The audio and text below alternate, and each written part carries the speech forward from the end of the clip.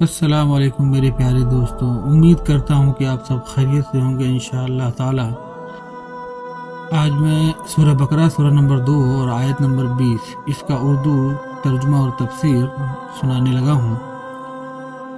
بڑا اہم مسئلہ ہے، یہ بڑا اہم بیان ہے۔ اللہ تعالیٰ دیکھیے اس میں کیا فرماتا ہے۔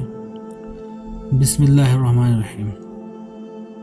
وَلَن تَرْضَىٰ عَنكَ الْيَهُودُ وَلَا النَّصَارَىٰ حَتَّىٰ تَتَّبِعَ مِلَّتَهُمْ قُلْ إِنْ هُدَى اللَّهِ هُوَ الْهُدَىٰ وَلَا إِنِ اتَّبَعْتَ أَهْوَاءَهُمْ بَعْدَ الَّذِي جَاءَكَ مِنَ الْعِلْمِ مَا لَكَ مِنَ اللَّهِ مِن وَلِيٍّ وَلَا نَصِيرٍ۔ آپ سے یہودی اور نصارہ ہرگز راضی نہیں ہوں گے جب تک کہ آپ ان کے مذہب کے تابع نہ بن جائیں۔ آپ کہہ دیجئے کہ اللہ کی ہدایت ہی ہدایت ہے، اور اگر آپ نے باوجود اپنے پاس علم آ جانے کے پھر ان کی خواہشوں کی پیروی کی تو اللہ کے پاس آپ کا نہ تو کوئی ولی ہوگا اور نہ مددگار۔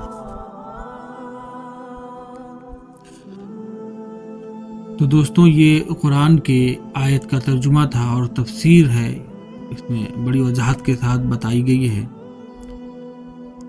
اگرچہ حضور رسالت مآب صلی اللہ علیہ وسلم سے یہ بات ناقابل تصور تھی کہ آپ کفار کی خواہشات کے پیچھے چلیں، لیکن اس آیت نے فرض محال کے طور پر یہ بات کہہ کر اصول یہ بتلا دیا ہے کہ اللہ کے نزدیک شخصیات کی اہمیت ان کی ذات کی وجہ سے نہیں بلکہ اللہ کی اطاعت کی وجہ سے ہوتی ہے۔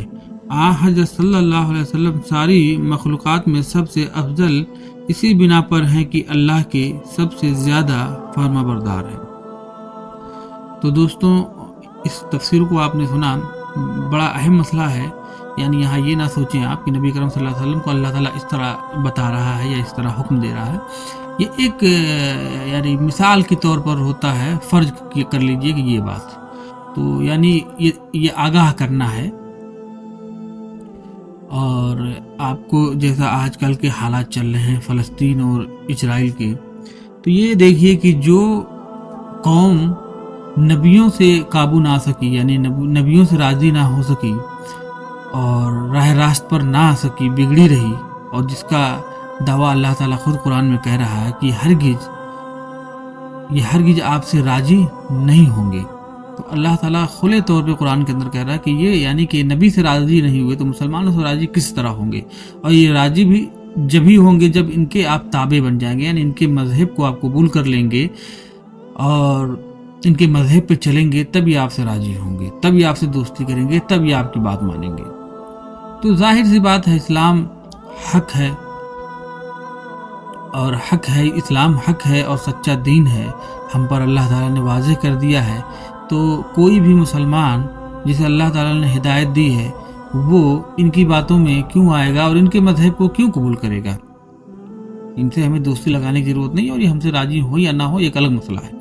لیکن آج کا جو آج حالات حاضرہ آپ دیکھ رہے ہو کہ یہودی کس طرح سے جو ہے فلسطین پہ ظلم کر رہے ہیں، تو یہ کوئی جو ممالک ہیں جو لوگ ان کو اچھا سمجھ رہے ہیں یا سپورٹ نہیں کر رہے ہیں فلسطین کا اور درگزر کر رہے ہیں، تو یہ ان کے اوپر بھی آفت مصیبت ایک دن آنی ہے۔ یہ قوم بڑی خطرناک ہے، اور آپ کو معلوم ہی ہوگا کہ ہٹلر نے جب انہیں قتل کیا تھا تو یہ بھی کہا تھا کہ اگر میں چاہتا تو ایک ایک کو چن کر قتل کر دیتا، لیکن میں تھوڑے سے چھوڑ دے رہا ہوں تاکہ آنے والی جو نسل ہے، یعنی آنے والی قوم جو آئے گی یا ہم لوگ کے سامنے جو مناظرہ ہے، یعنی تو وہ دیکھیں یہ تھوڑے سے جو بچے ہیں پھر یہ کیا فتنہ پھیلاتے ہیں۔ تو آپ دیکھیں کہ ذرا سے ہی بچے تھے اور اس سے کتنی بڑی بغاوت آج دنیا میں کھڑی ہو گئی ہے۔ تو انشاءاللہ ان سب باتوں کو اللہ تعالیٰ ہمیں اور آپ کو سمجھنے کی توفیق دے اور ہمیں سچے راستے پہ چلنے کی توفیق دے، اور سب سے بڑھ کر یہی ہے کہ اللہ تعالیٰ اپنے نیک بندوں میں ہمیں شامل کرے اور ہمیں ہدایت دے۔ انشاءاللہ پھر کسی اچھے موضوع پہ اچھے ویڈیو میں پھر ملیں گے۔ اللہ حافظ۔